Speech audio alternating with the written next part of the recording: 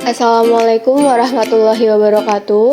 Kami dari kelompok 5 yang terdiri dari Raihan Kurnia, Agit Sistia Anggraini, dan Sukma Jaya Karo-Karo akan membahas materi tentang kurikulum 1975 atau 1976. Berikut video materinya. Simak dengan baik ya teman-teman. Di dalam kurikulum 1975 atau 1976 ini, kami akan membahas materi yang pertama ada latar belakang kurikulum 1975, yang kedua, perkembangan kurikulum 1975, yang ketiga, prinsip-prinsip kurikulum 1975, yang keempat, komponen kurikulum 1975, dan yang terakhir, kekurangan dan kelebihan kurikulum 1975. Materi yang pertama adalah latar belakang kurikulum 1975 atau 1976. Menteri Pendidikan Republik Indonesia Sarip Tagip menjelaskan mengenai latar belakang ditetapkan kurikulum 1975 sebagai pedoman pelaksanaan pengajaran di sekolah. Penjelasan tersebut sebagai berikut.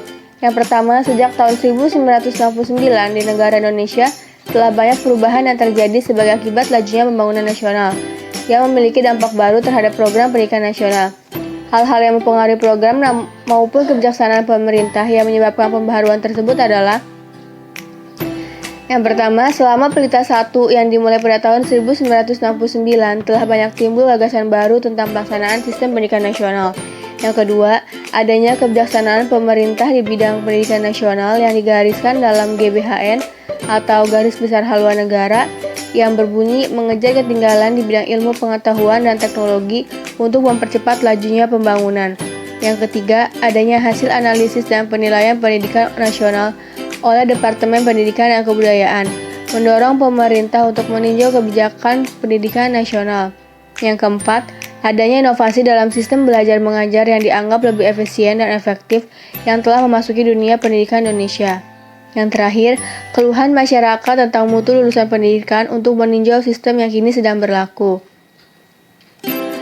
Maka pada kurikulum 1968, hal-hal yang merupakan faktor kebijakan pemerintah yang berkembang dalam rangka pembangunan nasional tersebut belum diperhitungkan, sehingga diperlukan peninjauan terhadap kurikulum 1968 tersebut agar sesuai dengan tuntutan masyarakat yang sedang membangun.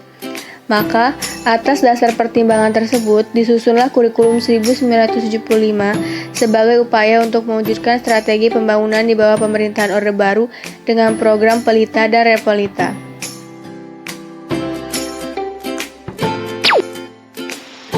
Kurikulum 1975 sebagai pengganti kurikulum 1968 menekankan pada tujuan agar pendidikan lebih efisien dan efektif.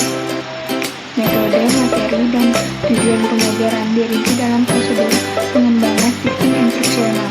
Zaman ini dikenal dengan istilah satuan pelajaran, yaitu rencana pelajaran setiap satuan bahasa. Setiap satuan pelajaran dirinci lagi menjadi petunjuk umum, tujuan instruksional khusus, materi pembelajaran, alat pelajaran, kegiatan belajar mengajar, dan evaluasi. Kurikulum 1975 banyak dikritik karena guru sibuk menulis rincian apa yang akan dicapai dari setiap kegiatan pembelajaran.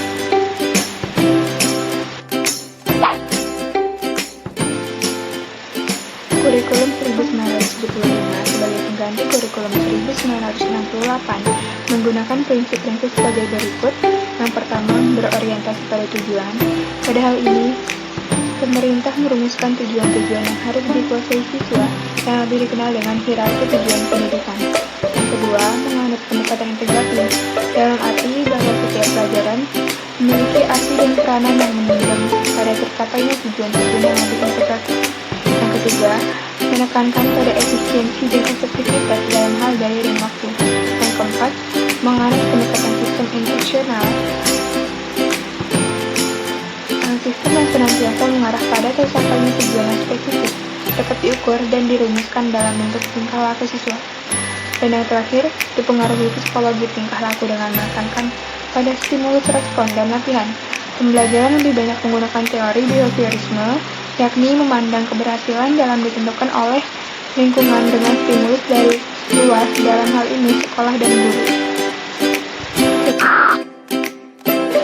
Kurikulum 1975 memuat ketentuan dan pedoman meliputi unsur-unsur diantaranya. Yang pertama ada tujuan institusional, berlaku mulai jenjang sekolah dasar sampai sekolah menengah atas. Tujuan institusional adalah tujuan yang hendak dicapai lembaga dalam melaksanakan program pendidikannya. Yang kedua, struktur program kurikulum merupakan kerangka umum program yang akan diberikan pada setiap sekolah. Dan terakhir ada garis-garis besar program pengajaran, memuat hal-hal yang berhubungan dengan program pengajaran, yaitu tujuan kurikuler, tujuan institusional umum, pokok bahasan, dan urutan penyampaian bahasa dan pengajaran dari tahun pelajaran 1 ke tahun pelajaran berikutnya, dan dari semester 1 ke semester berikutnya.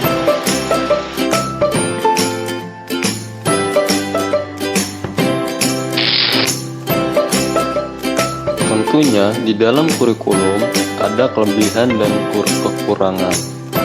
Di dalam kelebihan kurikulum 1975 yaitu memiliki orientasi pada tujuan.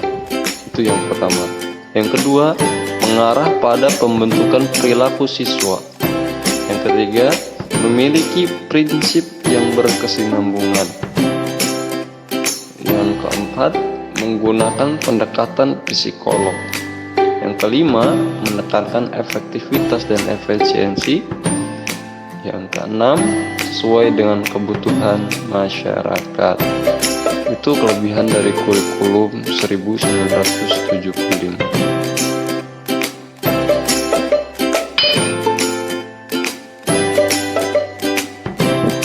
Adapun berikut kekurangan kurikulum 1975.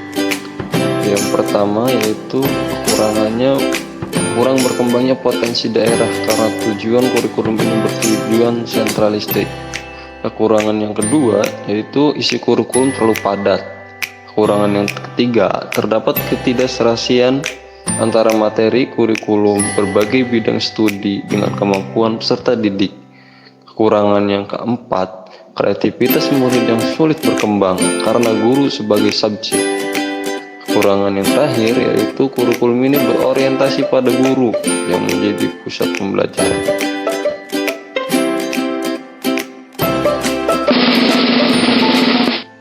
Mungkin itu penjelasan kelompok kami tentang kurikulum 1975 atau 1976. Terima kasih.